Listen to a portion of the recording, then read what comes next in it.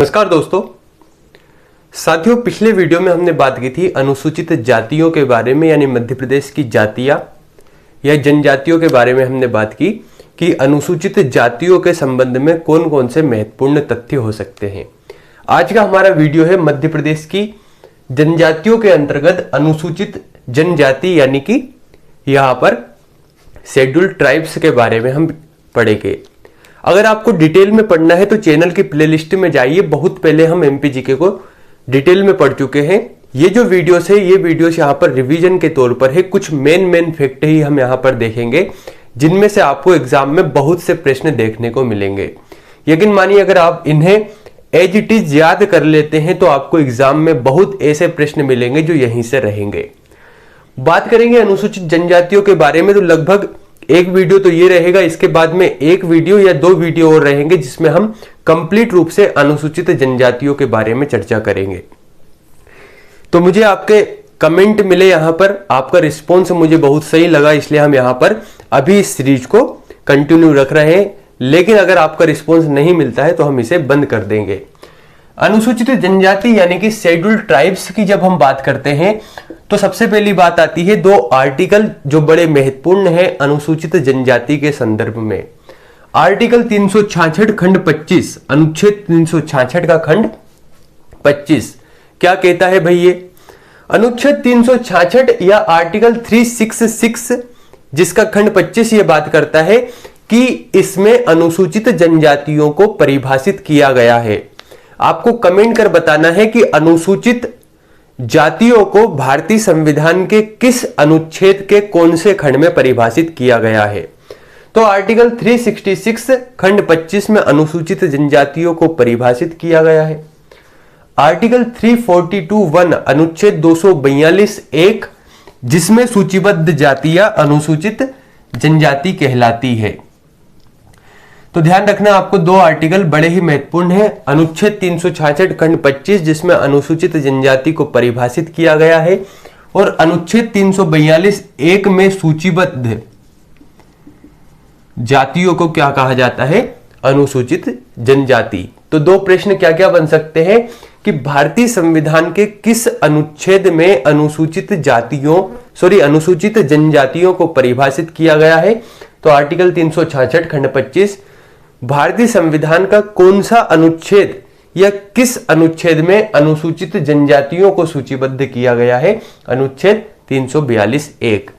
इसके बाद अगर हम बात करते हैं कि मध्य प्रदेश में अनुसूचित जनजाति की संख्या कितनी है या इसका प्रतिशत कितना है, तो मध्य प्रदेश की कुल जनसंख्या में 21.10, कहीं कहीं आपको मिलेगा 21.09 यहां पर मिल सकता है। तो 21.09% या 21.10% जनसंख्या मध्य प्रदेश में अनुसूचित जनजातियों की है। और अगर भारत के संदर्भ में बात करें कि भारत की कुल जनसंख्या में अनुसूचित जनजातियों की संख्या कितनी है, तो 8.6%। इसका मतलब अनुसूचित जनजातियों का मध्य प्रदेश में कितना प्रतिशत है? 21.10%। और भारत में कितना है? 8.6%। ठीक है, दोनों महत्वपूर्ण तथ्य है, ध्यान रखना है। दूसरी बात, जब मध्य प्रदेश की बात आती है तो मध्य प्रदेश में अनुसूचित जनजातियों के सर्वाधिक संख्या और सर्वाधिक प्रकार हैं। साथ ही सभी महत्वपूर्ण अगर हम जनजातियों को यहां पर जोड़ते हैं तो लगभग मध्य प्रदेश में 46 प्रकार की जनजातियां देखने को मिलती है। प्रश्न क्या बनता है यहां से कि मध्य प्रदेश में अनुसूचित जनजातियों के कितने प्रकार हैं? 46। अनुसूचित जनजातियों की कितनी संख्या है? तो 46। अगर प्रतिशत आता है तो 21.10। वहीं अफ्रीका के बाद भारत का जनजातियों के संदर्भ में दूसरा स्थान है, यानी सबसे ज्यादा जनजाति अफ्रीका, दूसरा स्थान किसका है? भारत का। नेक्स्ट जो प्रश्न बनता है वह सबसे महत्वपूर्ण प्रश्न यह है कि पूछ लिया जाता है कि मध्य प्रदेश की सबसे बड़ी 3 जनजातियां कौन कौन सी है। ऑप्शन में दे दिया जाएगा, आपको ध्यान रखना है। तो ध्यान रखना है, मध्य प्रदेश की सबसे बड़ी जनजाति है भील। भील जनजाति मध्य प्रदेश की सबसे बड़ी जनजाति है और भारत की भी भील सबसे बड़ी जनजाति है, तो दोनों ध्यान रखना है। दूसरा है मध्य प्रदेश की दूसरी सबसे बड़ी जनजाति कौन सी है? तो गोंड। गोंड जनजाति भारत की भी सबसे बड़ी जनजाति है। तीसरा है, यहां पर थोड़ा सा अंतर मिलेगा, तीसरी मध्य प्रदेश की सबसे बड़ी जनजाति कोल है, जबकि भारत की है बेगा। इसे ऐसे रट देना है कि कभी आपको कंफ्यूजन ना हो कि भील, गोंड और कोल ये मध्य प्रदेश की 3 सबसे बड़ी जनजाति है। मध्य प्रदेश की सबसे बड़ी जनजाति भील है, भारत की 3 सबसे बड़ी जनजाति भील, गोंड और बेगा है। यहां से महत्वपूर्ण प्रश्न बनते हैं। इसके बाद आपको एक आर्टिकल ध्यान रखना है, आर्टिकल 167 या अनुच्छेद 167। आर्टिकल 167 ये कहता है, इसमें ये प्रावधान किया गया है कि जनजाति कल्याण के लिए एक पृथक मंत्रालय व पृथक मंत्री होना अनिवार्य होता है। ये लिखा गया है आर्टिकल 167 में। तो मध्य प्रदेश उन राज्यों में से है जहां पर आर्टिकल 167 यानी कि पृथक मंत्रालय है और यहां पर पृथक मंत्री अनिवार्य है। किसके लिए? जनजाति कल्याण के लिए। तो प्रश्न क्या बन सकता है कि जनजातियों के कल्याण के लिए पृथक मंत्रालय व पृथक मंत्री किस आर्टिकल के तहत यहां पर अनिवार्य है? तो आर्टिकल 167 या अनुच्छेद 167। या दूसरा प्रश्न बन सकता है कि आर्टिकल 167 किससे संबंधित है? तो जनजाति कल्याणार्थ विभाग या बात कर सकते हैं मंत्रालय से संबंधित है। ठीक है। दूसरा आपको एक और ध्यान रखना है, आदिम जाति कल्याण विभाग जो है इसकी स्थापना कब हुई, इसका गठन कब हुआ? तो 1964 में इसका गठन हुआ। इसका सीधा प्रश्न बन सकता है कि इस विभाग का गठन कब हुआ? 1964। यहां तक आप क्लियर हैं? ये सभी आर्टिकल बहुत महत्वपूर्ण है, इनको ध्यान रखना है। नेक्स्ट क्या है, केंद्र सरकार ने मध्य प्रदेश की 3 ऐसी जनजातियां हैं जिन्हें बहुत ही कह सकते हैं पिछड़ी जनजाति घोषित किया गया है। यहां से प्रश्न क्या बनता है कि मध्य प्रदेश की कौन सी जनजाति पिछड़ी जनजाति है या किसे पिछड़ी जनजाति घोषित किया गया है? तो आपको ध्यान रखना है बेगा, सहरिया और भारिया, ये तीनों जनजातियां ऐसी है जिसे मध्य प्रदेश केंद्र सरकार द्वारा अत्यंत पिछड़ी जनजाति घोषित किया गया है। देखिए होता क्या है कि हम मध्य प्रदेश की 3 सबसे बड़ी जनजाति को याद रखने में ही हमारी हालत खराब हो जाती है कि यार भील, गोंड, कोल था या बेगा था, तो आखिर इन्हें याद कैसे करें? सबसे बड़ी समस्या ये रहती है। इसमें आपको क्या करना होता है कि आपको मान लेते हैं मैंने याद करने के लिए कोई नई ट्रिक बनाई, अब मैं वही ट्रिक आपको बताता हूं तो आपको कभी याद नहीं रहेगा।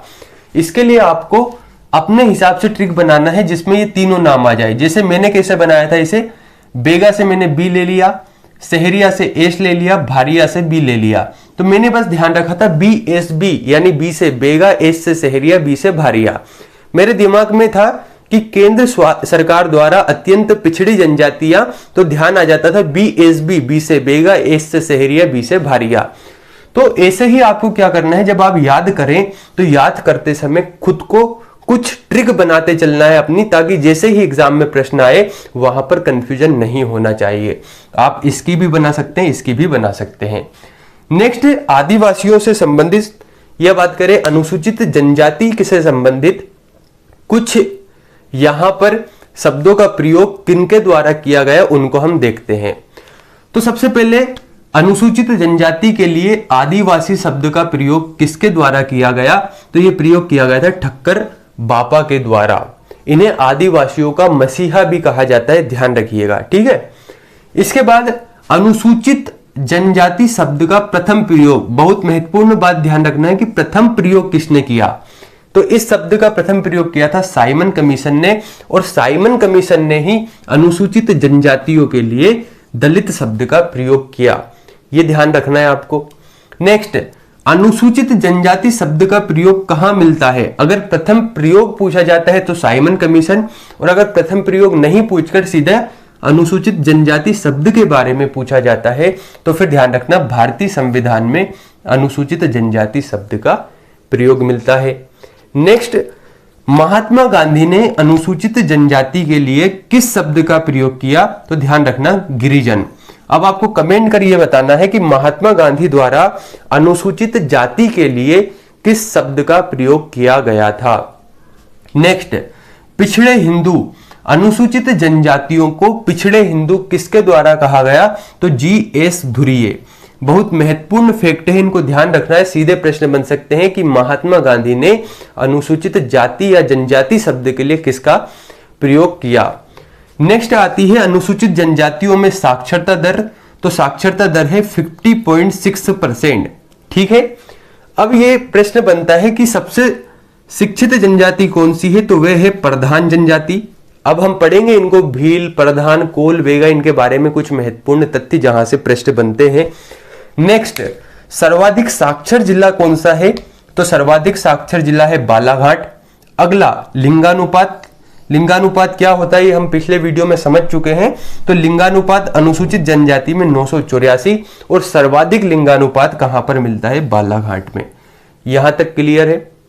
तो यहां से क्या क्या प्रश्न बन सकते हैं इनके बारे में हमने चर्चा की और बात की कि अनुसूचित जनजाति शब्द के लिए किसके द्वारा क्या शब्द का प्रयोग किया गया।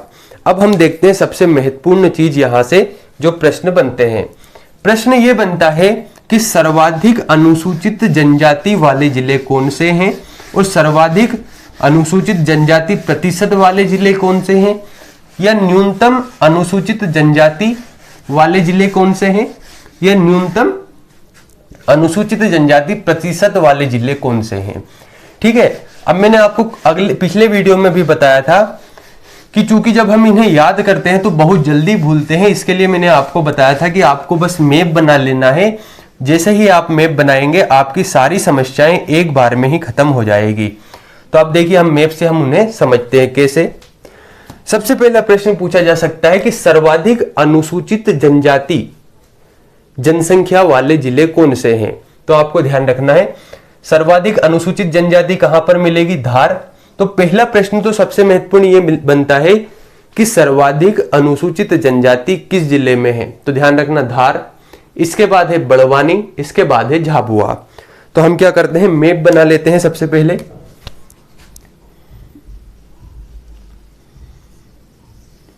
मैप में हम दर्शा सकते हैं ताकि हमें हमेशा के लिए ये चीजें याद हो जाए।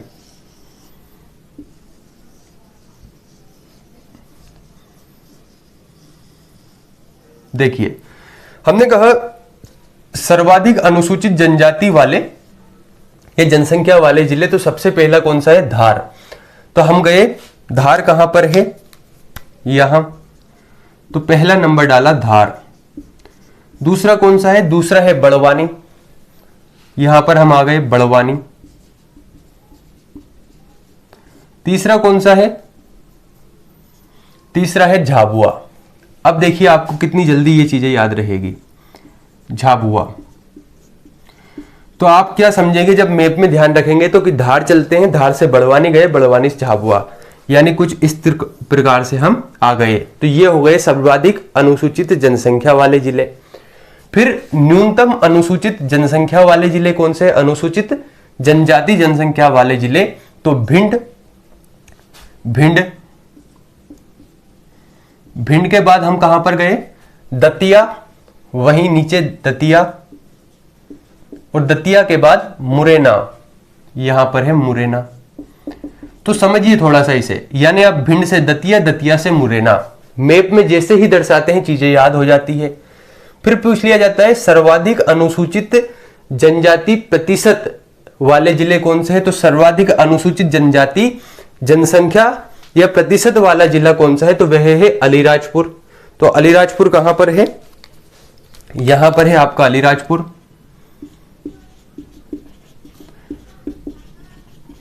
अलीराजपुर से दूसरा कौन सा है, झाबुआ, यानी ऊपर की ओर, यही झाबुआ। तीसरा कौन सा है, बड़वानी। तो अब देखिए अंतर थोड़ा सा, आपसे पूछा गया था कि सर्वाधिक अनुसूचित जनजाति वाले जिले कौन से हैं, तो आपने देखा धार, धार से गए बड़वानी, बड़वानी से झाबुआ। इसमें कितना अंतर है प्रतिशत वाले में कि पहले आपको अलीराजपुर, फिर झाबुआ, फिर बड़वानी, बस इतना सा ध्यान रखना है। फिर है न्यूनतम अनुसूचित जनजाति जनसंख्या प्रतिशत वाले जिले। तो न्यूनतम अनुसूचित जनजाति जनसंख्या या प्रतिशत में बात करें तो सबसे कम कहां पर है, भिंड। तो भिंड हमारा यहां पर भी था, यहां पर भी है। दूसरा मुरैना। तो आपको क्या करना है, यहां पर पहले दतिया गए थे तो इधर पहले मुरैना जाना है, फिर दतिया पहुंचना है, यानी कि भिंड, मुरैना, दतिया। तो कहने का मतलब जब पूछा जाता है कि न्यूनतम अनुसूचित जनजाति जनसंख्या वाले जिले कौन सा है, तो भिंड, दतिया, मुरैना। और जब प्रतिशत में पूछ लिया जाए तो दतिया को बाद में कर देना है, मुरैना को पहले कर देना है। लेकिन ऐसे में कंफ्यूज में रहेंगे, पहले यहां पर मैप में देखना है भिंड से दतिया, मुरैना, बाद में भिंड से मुरैना, दतिया। फिर पूछता है कि सर्वाधिक अनुसूचित जनजाति 10 की वृद्धि दर वाले जिले कौन से हैं, तो पहला है छतरपुर, यहां पर है आपका छतरपुर। दूसरा है शिवपुरी, यहीं पर है शिवपुरी। समझिए आप कैसे आप कहां पर पहुंच रहे। तीसरा है बुरहानपुर, यानी आप यहां से चले यहां पर, यहां से सीधा नीचे की ओर आ गए, बुरहानपुर। ठीक है। फिर न्यूनतम अनुसूचित जनजाति 10 की वृद्धि दर वाले जिले, तो पहला मंदसौर, यहां पर है आपका मंदसौर। मंदसौर से कहां पहुंचे, भिंड, यहां पर है भिंड। फिर कौन सा, उज्जैन। तो आप मुझे बताइए, बार बार भिंड, दतिया, श्योपुर आ रहे तो आप कंफ्यूज में हो जाते, लेकिन जब ऐसे पढ़ते हैं तो आपको कंफ्यूजन नहीं रहता। यानी न्यूनतम 10 की वृद्धि दर तो छतरपुर, शिवपुरी, बुरहानपुर, और सर्वाधिक और न्यूनतम 10 की वृद्धि दर तो मंदसौर, मंदसौर से भिंड, भिंड से उज्जैन। तो साथियों ये हुआ अनुसूचित जनजातियों के संदर्भ में कुछ महत्वपूर्ण तथ्य। इसके बाद या तो एक वीडियो या 2 वीडियो यहां पर रह सकते हैं जिसमें हम अनुसूचित जनजातियों के बारे में बात करेंगे, जिसमें महत्वपूर्ण जनजातियों के बारे में जानेंगे। वीडियो पसंद आया है तो लाइक जरूर करें, चैनल को सब्सक्राइब करें व कमेंट कर बताएं कि आपको वीडियो कैसा लगा। धन्यवाद।